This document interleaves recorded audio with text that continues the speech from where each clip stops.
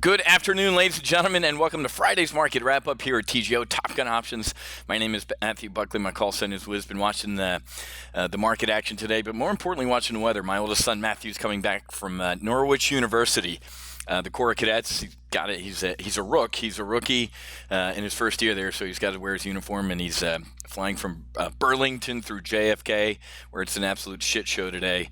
And obviously, his old man wants him home for Thanksgiving, so hopefully, son, you're safe, and I'll see you in a little bit. Obviously, watching the market reaction today and all week. I appreciate my members' flexibility throughout the week. I was out in Vegas at the Trader Expo, making some good networking opportunities. Also, just doing some intel gathering, seeing what other folks are doing, what they're up to, what their mindsets was.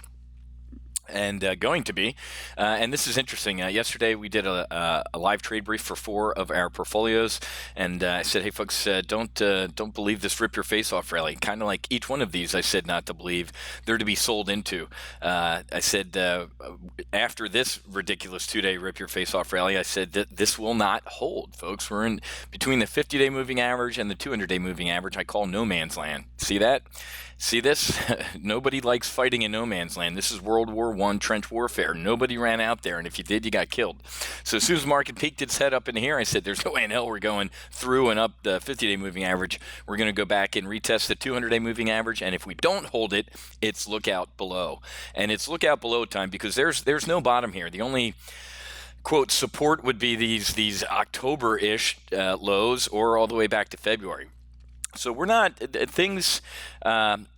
things are about to get interesting. We put on some long calls yesterday in the brief just to get some hedges on in case we do decide to go retest these October or February lows. And we're going to talk about some of the issues that are impacting the market.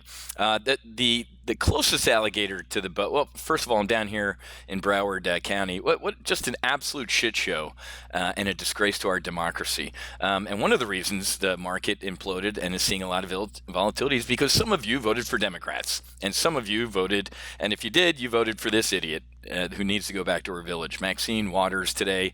I'm going to be the head of the most powerful committee in the House, and I'm going to subpoena. I'm going to destroy Wall Street and rah. It's stupid.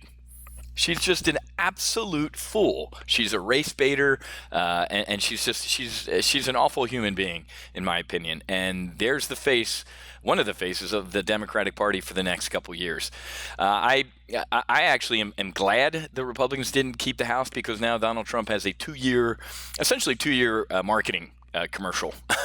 You're going to have Nancy Pelosi, Maxine Waters, Adam Schiff, Elijah Cummings as the head of these committees. They ain't going to legislate. They're going to investigate, and it's going to look awful. And at the end of 2 years, nothing's going to have gotten done. The Democrats are going to look bad. The market's not going to be good. We're most likely going to be in a recession, and you can put it right on those folks right there. So if you voted Democrat and you have no reason to complain about anything that's going on in the stock market, any of the volatility, because you caused it.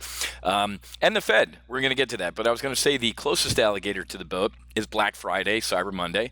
So a week from today, we're going to be greeted with images on TV and social media of people beating the hell out of each other in the spirit of God and Christmas to save $4 on their flat screen at Walmart. So might get a little bit of a relief rally on Black Friday, Cyber Monday. The closest alligator or medium alligator after that is what? It's the G20 summit. The president's supposed to be having dinner with Xi Jinping. And we got to figure out what we're doing with trade. Very embarrassing couple weeks for the president and his administration. Let's pull up FXI. We'll talk about EWZ, our Brazil trade, in a couple minutes. But FXI went an absolute clown car. But before the election, the president looked desperate as hell. It really wasn't embarrassing. And in case for the first 3 minutes you saw them sort of hyper-Trump partisan, I'm a libertarian, folks. Left the Republican Party a long time ago because they're a clown card too. But Donald Trump saying, right before the election, saying he picked up the phone and called President Xi and we're going to get some sort of trade deal done was just a feeble attempt to get this market off the mat down here. Because people vote, if you, Mr. President, if you own this thing all the way up and tweeting, and the only president in my lifetime who has talked more about the stock market than any other of his predecessors is Donald Trump, obviously. So the dude loves it on the way up, and then he pins it on every everybody else on the way down. So the feeble attempt to, hey, I picked up the phone and called the dude, we got a little bit of a pop, and I did what? I sold into it. Right. And then this week, we got greeted with Peter Navarro versus Larry Kudlow, and Peter Navarro lost. Peter Navarro's right. He's Trump's junkyard dog on trade with China, trade in general, but especially China. Very, very hawkish.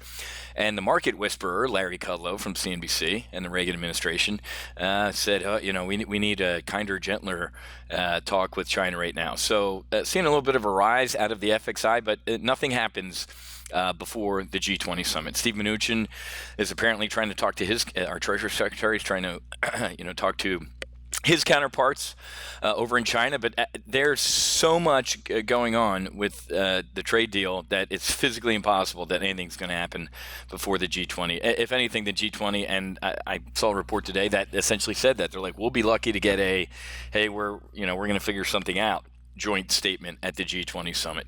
We're still blasting back and forth. The president's still got more tariffs lined up, and we've talked for a while this week about if it's a trade deal, we're okay. The president's a deal maker. It's what we elected. A dude from New York who makes deals, win-wins, hopefully, not win-loses or lose-lose or anything like that. If it's a trade deal, he gets it done. All the idiots on the other side of the aisle that said, the president tearing up NAFTA is going to destroy the stock market and the economy. I can't hear you say again. I couldn't hear you over that not happening. Mexico did a trade deal with us on their own, and then Canada, the Cuck and the eyebrow up to the north did a trade deal with us as well, and nothing happened other than good. So it's ridiculous.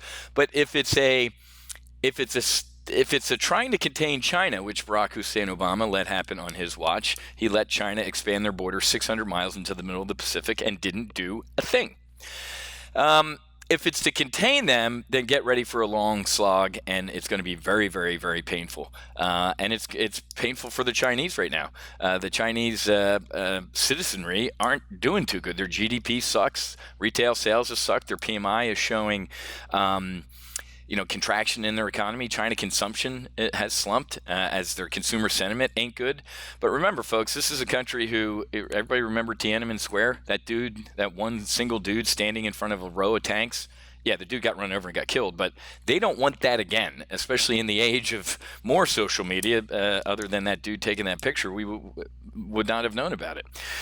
So they're not doing good. So it really is going to be a battle of who blinks first.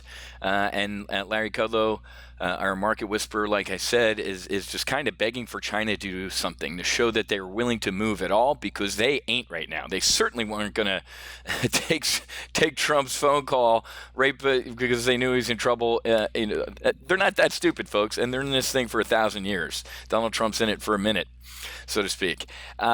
So they weren't going to do anything in front of the election like, oh, yeah, we'll help you out there, Don.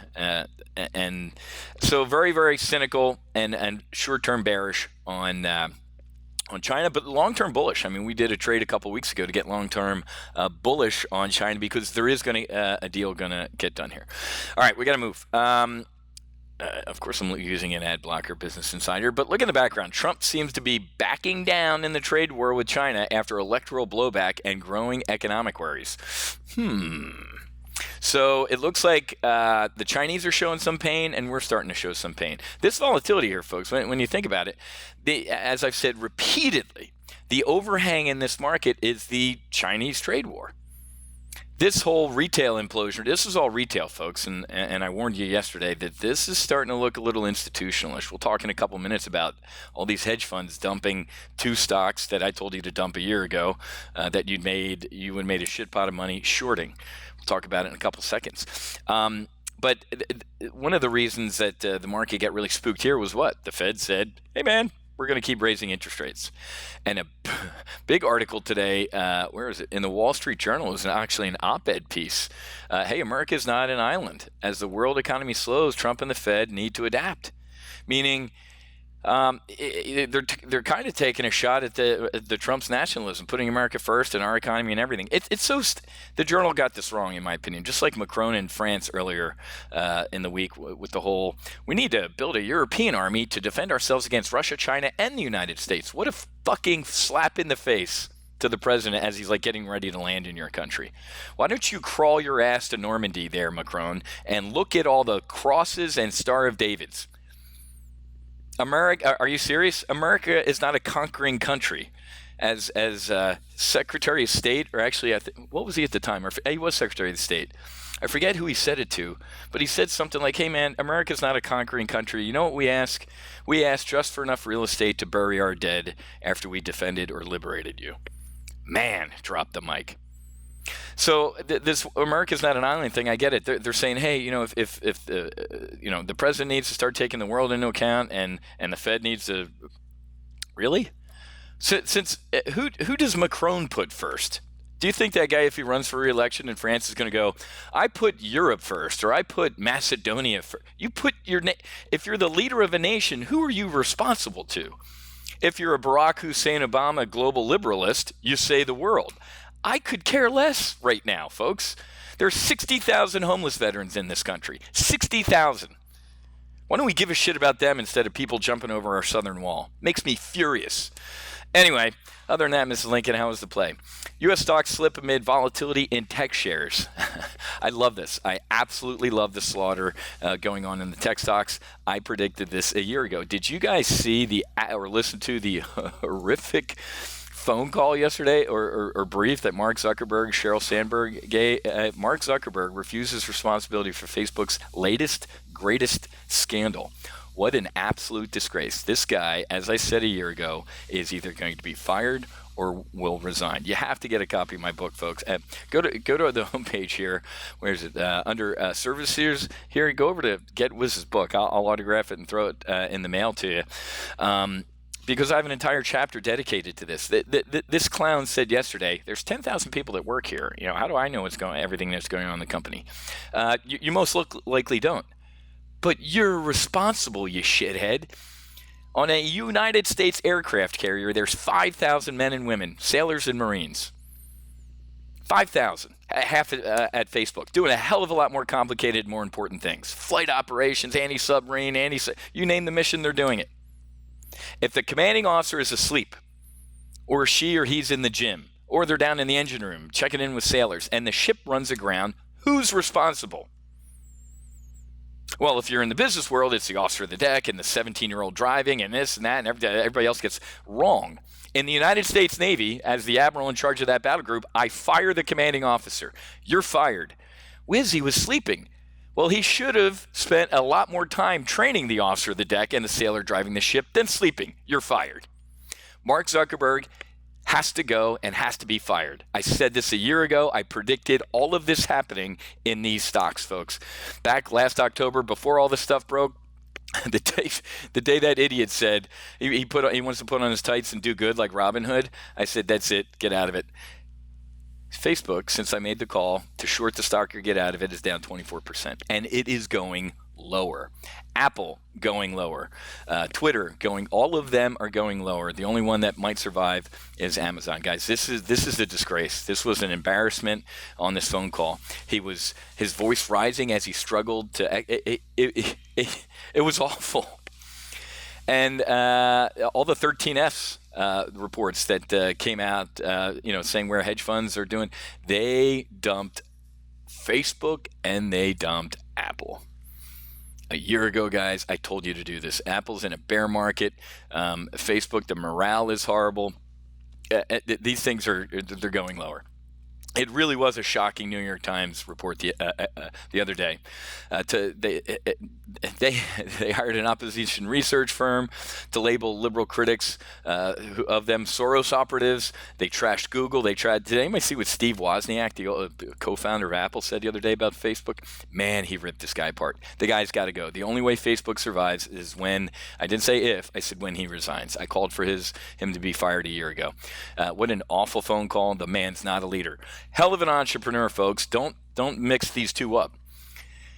Elon Musk, Tim Cook, Mark Zuckerberg, great entrepreneurs, brilliant, visionary, shitty CEOs, awful CEOs. The Tim Cook, Steve Jobs, Tim Cook combo is a perfect example. Steve Jobs, visionary, run into a room, screen at everybody, white on the whiteboard, turn to a booger eater like Tim Cook and say, make it, you build it.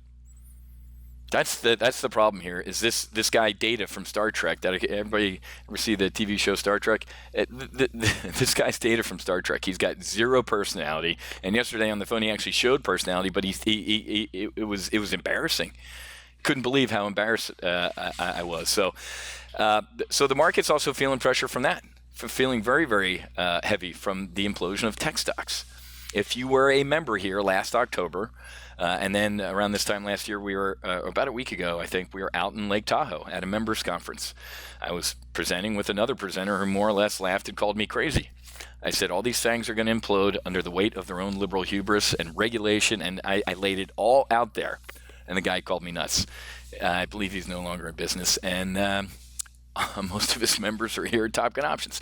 Anyway, so folks, real quick, so this will be a little bit of an urgent alert brief as well. The EWZ, we have an EWZ bear call spread on that expires today, the 40, 40 and a half. So that's not looking so hot right now. The break even, let me pull this up. The break even in that trade, where is it? Is at 40.13. So I'm shooting this at 12:47. We still got 3 hours of market to go here. I'm hanging in this trade. I'm going to take it right into the close.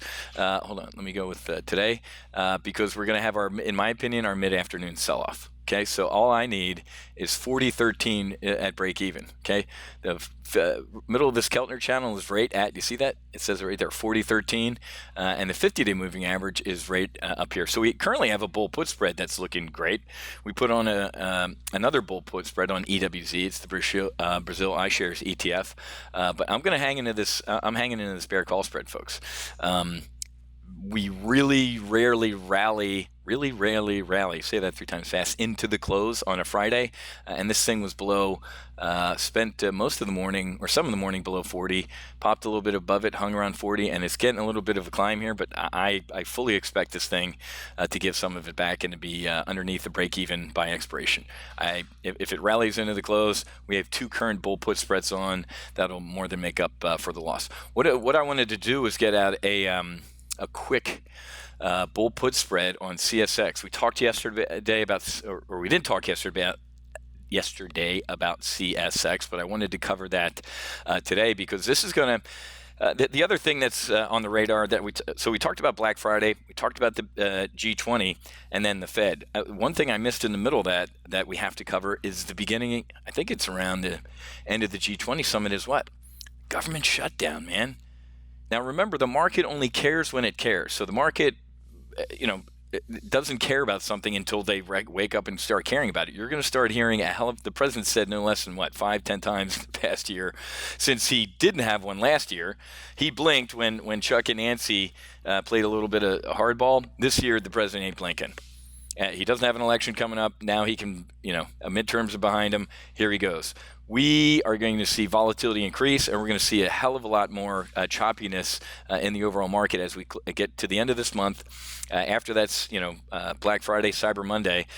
A week later, we're going to be talking about a government shutdown. If the government shuts down, I expect volatility to go through the roof, and we come back here to these October lows. Why am I briefing you all that? Because this is the one area, CSX is our transport pick. It's a big railroad. Everybody's probably heard of CSX. This has been a great gift that keeps on giving. We got in CSX right there on a tragedy, unfortunately. The previous CEO died, didn't have an XO, so to speak, in place.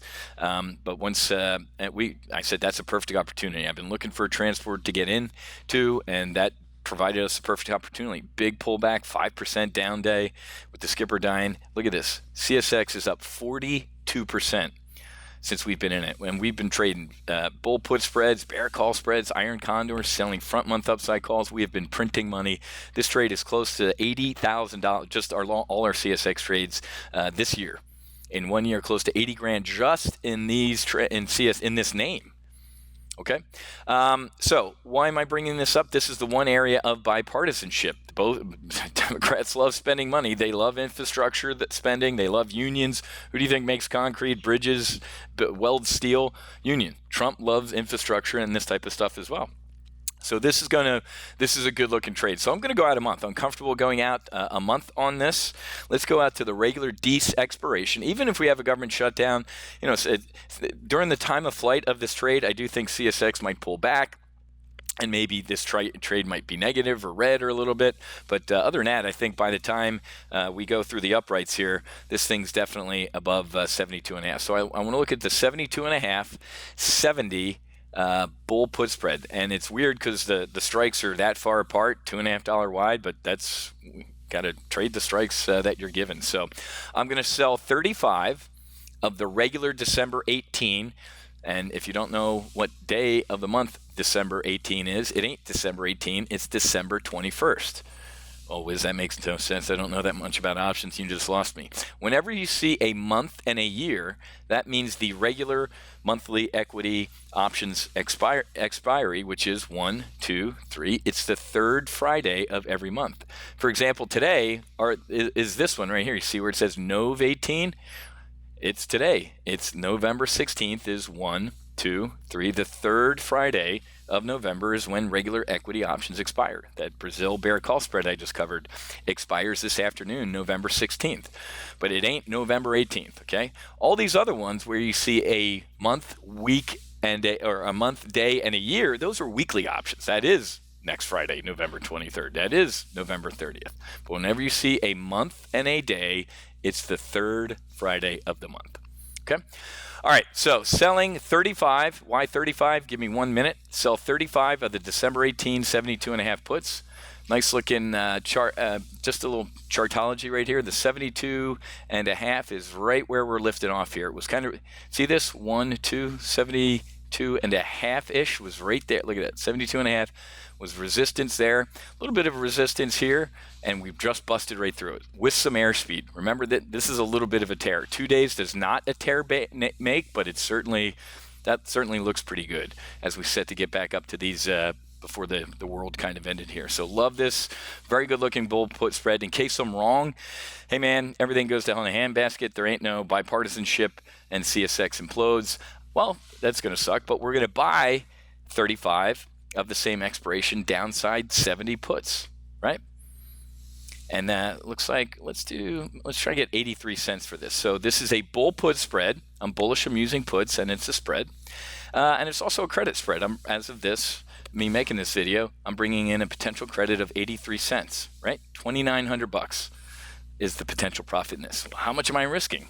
3, 2, 1. You are risking $5,800. That's a little north of my $5,000. I'm going to teach you here at Top Gun Options that we have what we call SOPs, Standard Operating Procedures, where based on a $100,000 notional model portfolio, we don't want to risk more than essentially $5,000 on any one trade. So $5,900 to potentially make $2,900. It's a nice risk to reward ratio, and the break even is down there at 71.67.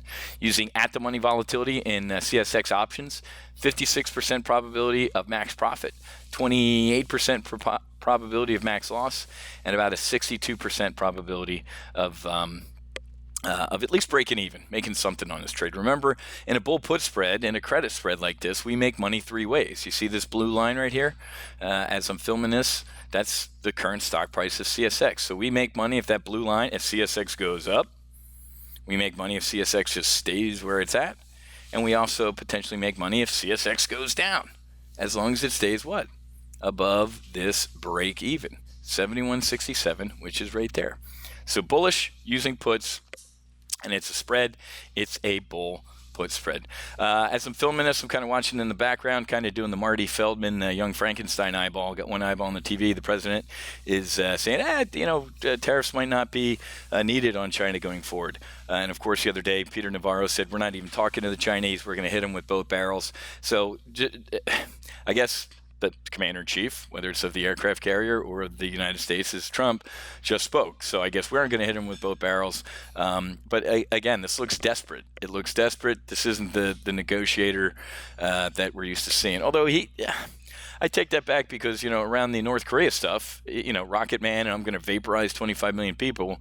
And 2 days later, he's calling them like the dear leader and my great friend. So, I'll leave the negotiating to him here, but the market's starting to rally a little bit. All right, so let me get this video rendered and get this email out to you guys. If this is your first time here at TGO, like I said, you can go to our homepage if you want to take a 7-day test flight into one of our programs here at TGO. That's a $14 trial right here for defensive. It's a $28 trial for offensive, and then $38 for max. This gets you access into all 4 of our live training services here. That's the one I recommend, obviously, because it gives you the most situational awareness. 7 days for the price of a bad bottle of Pinot Grigio, $38. You can get airborne with us. Okay, so just go to the homepage and scroll down, and you can click on essentially what one of those ski slope looking boxes here. $14, $28, $38. If that's a lot of money, that's your last $14, $28, or $38. Don't do it, and you probably shouldn't be trading options. Okay, I got to go. I'll get this replay out to you here shortly. Working with my techie here this afternoon to try and get the finishing touches on our new tech system, and we're going to be we'll be talking about that on Monday in our weekly options brief at 1 o'clock. Okay, so have a great rest of your day. Happy hunting. Make sure you hedge, and God bless. I'll see you guys for Monday's market outlook or the weekly options brief at 1 o'clock Eastern. God bless.